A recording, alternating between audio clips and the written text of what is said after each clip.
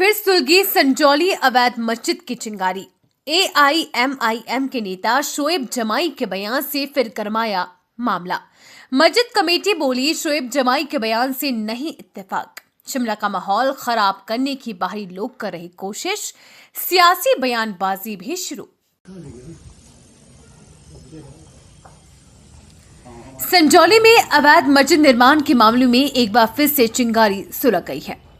All India मजलिस इत्तेहादुल मुस्लिमीन दिल्ली के अध्यक्ष शोएब जमाई ने संजौली मस्जिद पहुंचकर एक वीडियो सोशल मीडिया पर पोस्ट किया, जिसमें वे कह रहे हैं कि मस्जिद वैध है या अवैध, ये कोर्ट तय करेगा। वो हाई कोर्ट में इसको लेकर PIL याचिका डालेंगे, क्योंकि शिमला में और भी अवैध भवन हुए हैं। कानून सबके लिए एक समान होता है। शोएब जमाई ऑल इंडिया मजलिस इत्तेहादुल मुस्लिमीन दिल्ली के अध्यक्ष हैं।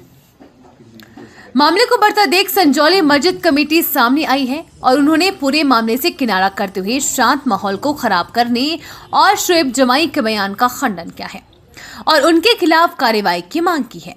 संजौली मस्जिद कमेटी के अध्यक्ष मोहम्मद लतीफ और अन्य लोगों ने कहा कि वे मस्जिद के अवैध हिस्से को खुद गिराने को तैयार हैं। इसके लिए MC आयुक्त को ज्ञापन भी दिया है। उन्होंने कहा कि ये शख्स मस्जिद में आए और नमाज पढ़ी, जिसके बाद ये वीडियो बनाई गई जो वायरल हो रही है। कमेटी के सदस्यों का कहना है कि हिमाचल का माहौल शांतिपूर्ण है। यहाँ लोग आपस में भाईचारे से रहते हैं। उन्हें मालूम नहीं था कि ये शोएब जमाई किस वजह से जो बैठक करी थी UD की और म्युनिसिपल कॉरपोरेशन की, उसमें ये फैसला लिया गया है कि जितने भी स्ट्रीट वेंडर्स हैं, चाहे वो कोई सामान बेच रहे हैं, कोई गुड्स बेच रहे हैं, पर्टिकुलरली जो खान पीन का सामान बेच रहे हैं, कोई मोमोज़ बेच रहा है, कोई नूडल्स बेच रहा है, कोई और चीज़ें बेच रहा है, तो उसके ऊपर जो है हमको दोनों तरीके से हाइजीनिक रूप से भी उसके ऊपर जो है एक्शन होना चाहिए, क्योंकि सफाई वाला खाना बिकना चाहिए। उसके लिए जो फूड एंड सिविल सप्लाईज़ के डिपार्टमेंट के लोग हैं वो इसके ऊपर देखेंगे। मगर क्योंकि इसमें बहुत सी चिंताएँ लोगों ने व्यक्त करी थी और इसमें कुछ आशंकाएं भी व्यक्त करी गई थी, तो इसको हमने समझते हुए और जिस तरीके से उत्तर प्रदेश में भी वहाँ पर भी जो रेडी फड़ी वाले हैं, ख़ास करके उनके लिए ये मैंडेटरी किया गया है कि वहाँ पर जो है आपको अपना उसमें नाम और ID लगाना होगा। तो हमने भी इसको यहाँ पर पूरी मजबूती से लागू करने का निर्णय किया है कि जो भी अपना दुकान चला रहा है, रेडी फड़ी चला रहा है, उसको अपना ID, अपना क्लियर आइडेंटिफिकेशन उसमें करना होगा। वैसे भी क्योंकि अब ये स्ट्रीट वेंडिंग कमेटी बन चुकी है, तो उससे ID दिया जाएगा और वो उनको डिस्प्ले करना पड़ेगा, ताकि आने वाले समय में कोई भी अगर ऐसी कोई समस्या आती है, कोई प्रॉब्लम आती है, तो पारदर्शिता से इस पर कार्रवाई जो है वो करवाई जा सके। नहीं, वो तो ऑलरेडी है ना, लाइसेंस तो उनको लगाना ही पड़ता है। नहीं, जो क्या अलग से होगा, वो जो लगाना होगा?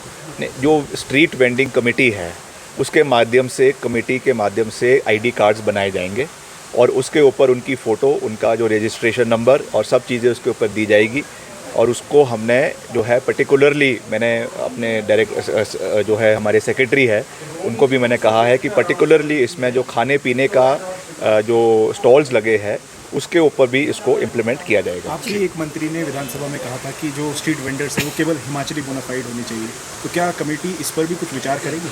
नहीं, इस पे हमने मंथन किया था, मगर ऐसा कोई भी कानून नहीं है जिसमें हिमाचल के लोगों को ही रखा जाए। ये ज़रूर है कि प्राथमिकता उनको दी जा सकती है, मगर क्योंकि पहले भी ऐसे कई कानून हिमाचल प्रदेश सरकार ने लाए हैं, पूर्व में भाजपा की सरकार ने भी लाए हैं, कांग्रेस की सरकार ने भी लाए हैं, मगर वो हमेशा माननीय हाई कोर्ट से जो है वो रद्द हो गए हैं। इसलिए हम ऐसा कोई भी निर्णय नहीं लेना चाहते जो कल को जुडिशियल स्क्रूटिनी में आकर जो है वो जो है स्टे हो जाए। इसलिए हमने ये रखा है कि हम उसमें रिजर्वेशन रखेंगे। SC STs के लिए भी रखी गई है और कुछ जो हमारे फिज़िकली हैंडीकैप्ड है उनके लिए भी रखी गई है। जो हमारी महिलाएं हैं, ख़ास करके डिवोर्सीज़ है, उनके लिए भी इसमें हमने प्रोविज़न रखा है। तो इस तरीके से इसको, इसकी जो कॉन्स्टिट्यूशन है उसको हमने बनाया है। पर सड़कों पर उतरकर अपने भाव व्यक्त किए हैं। हिमाचल के जनमानस ने हिमाचल में जो डेमोग्राफिक चेंज हो रहा है चेंज के दृष्टिगत आंदोलन किए और उस कड़ी में वो चाहे शिमला का मामला हो, चाहे चौपाल का हो या अन्य स्थानों का हो, जब ये मामले गंभीर हैं, ऐसी स्थिति में सरकार का ये दायित्व बनता है कि सरकार ऐसे मामलों में अति शीघ्र कार्रवाई करे।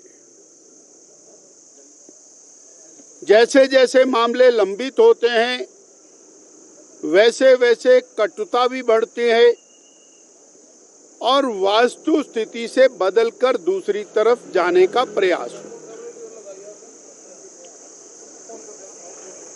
बाहर से आने वाला व्यक्ति, उसकी पहचान सही तरीके से हो और हम केवल 1 मिनट में ये बात साबित करके बोल दें कि नहीं ये सब ठीक ठाक है, तो वो उचित नहीं है।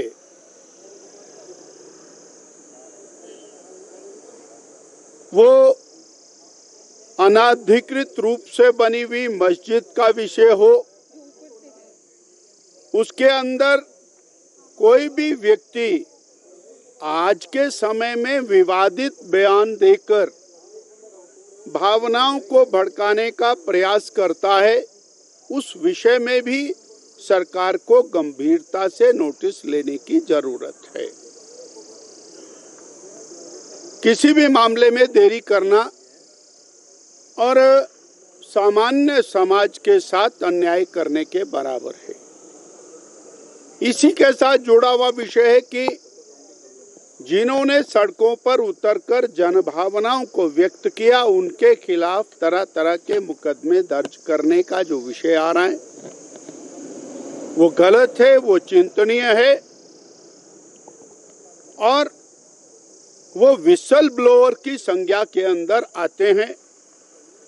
उनके प्रति अलग अलग प्रकार की धाराओं में मुकदमे दर्ज करना उचित नहीं है। सर, मंडी की सांसद है कंगना रनौत, उन्होंने एक बयान, मैं विषय पर नहीं बोल रहा हूँ।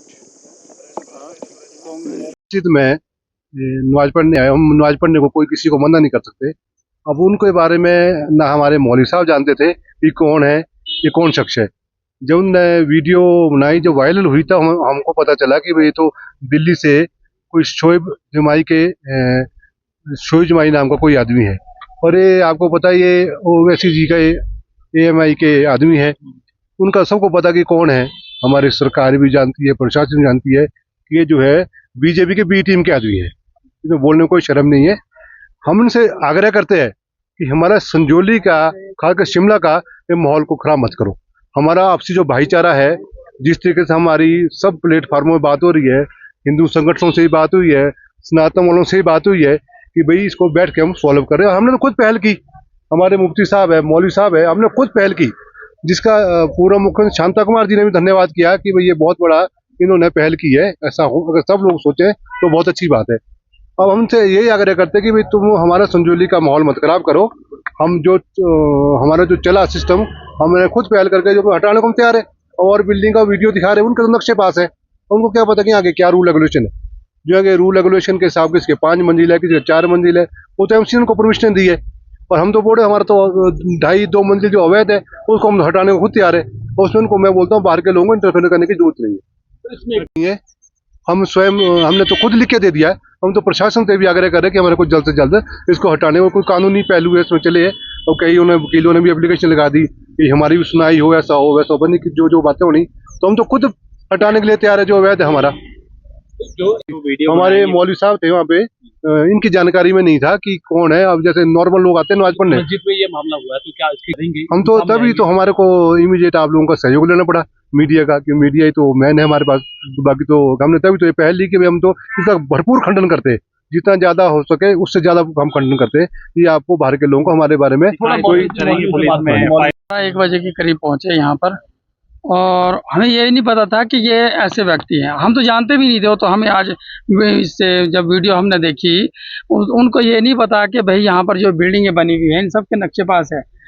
हमारी जो मस्जिद है वो जो अवैध जो बनी हुई है हमने तो उसमें पहले ही कर दी है। हमारी ये मंशा नहीं थी कि जो हमारे हिंदू भाई हैं उनके दिलों को ठेस पहुंचाना मकसद नहीं था हमारा में कि भाई हम इस वजह से उनको दिखा रहे या उनको ले गए। हमें पता ही नहीं था कि भाई वो आए क्यों, उनका मकसद क्या है और किस पार्टी से वो रखते संबंध रखते हैं। तो उन्होंने नमाज हो रही है मस्जिद में, नमाज के लिए किसी को ऐसा मना नहीं कर सकते। जो उन्होंने जो काम किया है उनको यहाँ की हिमाचल प्रदेश की जो हमारी प्यार मोहब्बत जो यहाँ का माहौल है उनको यहाँ के इल्म नहीं है, पता नहीं है। मगर जो उन्होंने किया उसका हमें बहुत यानी कि सख्ताई के साथ खंडन करते हैं। और हम एक और बात अर्ज करना चाहते हैं, कोई भी पार्टी वाला या कोई भी ऐसा व्यक्ति, हम उनसे आग्रह करते हैं कि हमारे हिमाचल प्रदेश में कोई भी ऐसी इंटरफेयर ना करे। जो हमने फैसला लिया है वो किसी के दबाव में नहीं लिया, हमने मोहब्बत के लिए लिया, प्यार मोहब्बत के लिए। जो सनातनी भाइयों से भी हमारी बातें हो रही हैं आपस में कि हम ये एक मंच पर बैठकर इसको यानी कि सॉल्व करें इस मसले को। आप एमपी पर कोई कार्रवाई हुई है कि नहीं? नहीं, देखो वो अभी तक कोई कार्रवाई नहीं हुई है, हमने तो पहल कर दी है। अब वो तो एमसी का मामला है, जब हमें वो ग्रीन चिट देंगे कि आप ये काम कर सकते हैं तो हम स्वयं तैयार हैं उसके लिए। आपको क्या लगता है ये नहीं मालूम कि यहाँ हिमाचल का माहौल कैसा और हम किस तरीके से रहते हैं, प्यार मोहब्बत से रहते हैं। वो लोग इस चीज़ को नहीं समझते हैं। तो हाईकोर्ट में जाने की बात करें, बड़े अफसोस की बात है। हम तो हमें एमसी आज ही वो कह दे, हम तो कल से उसके ऊपर जो हमने एप्लीकेशन दी उसके ऊपर कार्रवाई करेंगे। हम ऐसी वीडियो तक नहीं था उनका, हमने बात क्यों करनी थी उनसे, कोई हमारे पास हमें मकसद ही नहीं समझ में आया। ऐसे बहुत सारे लोग आए, मगर जो उन्होंने ये बात कही कि हम हाई कोर्ट जाएंगे या कहाँ जाएंगे, हम तो ये चाहते हैं कि अगर हमें आज ऑर्डर कर दे एमसी, जो वहाँ से ऑर्डर आएगा हम तो उसको फॉलो करेंगे। जैसे ही हमारे संज्ञान में आया, पूरे संगठन के संज्ञान में आया, तो तुरंत हम यहाँ पे पहुँचे हैं और हमने प्राइमरी जो हमारा कार्य था कि हमें एफआईआर करवाएं उस व्यक्ति की। क्योंकि दुर्भाग्य की बात इस प्रकार से है कि हिमाचल प्रदेश में शिमला संजौली आप सभी ने देखा है, जो एक नींव बनी यहाँ से अवैध निर्माण की, और पूरे हिमाचल प्रदेश में जिसकी आवाज़ गूंजी, आज हर मार्केट में आवाज़ गूंज रही है कि जो अवैध है वो अवैध है, उसको हटाया जाए। उसके लिए जो यहाँ पे सरकार द्वारा निर्णय लिया गया कि अन्य लोगों के ऊपर जो वो उसकी गिराने की मांग कर रहे थे, अवैध की आवाज़ जो उठा रहे थे, उन लोगों के ऊपर जिस प्रकार से प्रदेश सरकार ने लाठियाँ भांजी, और उसको देखते हुए अब पता नहीं, मुझे नहीं लगता कि ये कौन सरकार का जमाई है कि शोएब जमाई, ये मुझे नहीं पता, परंतु ये जो बड़े भाई का कुर्ता और छोटे भाई का पजामा पहन के यहाँ से यूपी से या हैदराबाद से स्पेशल जो यहाँ पे हिमाचल प्रदेश का माहौल जो सौहार्दपूर्ण था उसको बिगाड़ने का काम जो ये लोग कर रहे हैं। पुलिस प्रशासन के पास हम लोग आए, पुलिस प्रशासन ने कहा कि हमें कोई इस चीज़ का ज्ञात नहीं था कि वो कौन व्यक्ति था। आप बताएं, कोई बाहरी व्यक्ति स्पेशली नमाज पढ़ने उस मस्जिद में जाता है, क्या ऐसी वो मस्जिद है कि उसी में ही वो अल्लाह कबूल करेगा उसकी प्रेयर को? प्रशासन को भी देखना चाहिए कि जो मुद्दा प्रदेश में इतने माहौल गर्म बना है और निरंतर जिसके लिए विधानसभा में अनिरुद्ध राणा जी ने आवाज़ उठाई, उन्होंने कहा कि ये प्रदेश सरकार की जगह है, परंतु फिर भी एमसी जिस प्रकार से उसमें कोताही बरत रही है, दिन प्रतिदिन वो तारीख पे तारीख दिए जा रही है, परंतु कितने दिन सनातन धर्म इस आवाज़ को उठाने के लिए चला है। पूरे हिमाचल प्रदेश ने, पूरे भारत देश से आवाज़ आएगी, आज नहीं तो कल उसको गिराना पड़ेगा।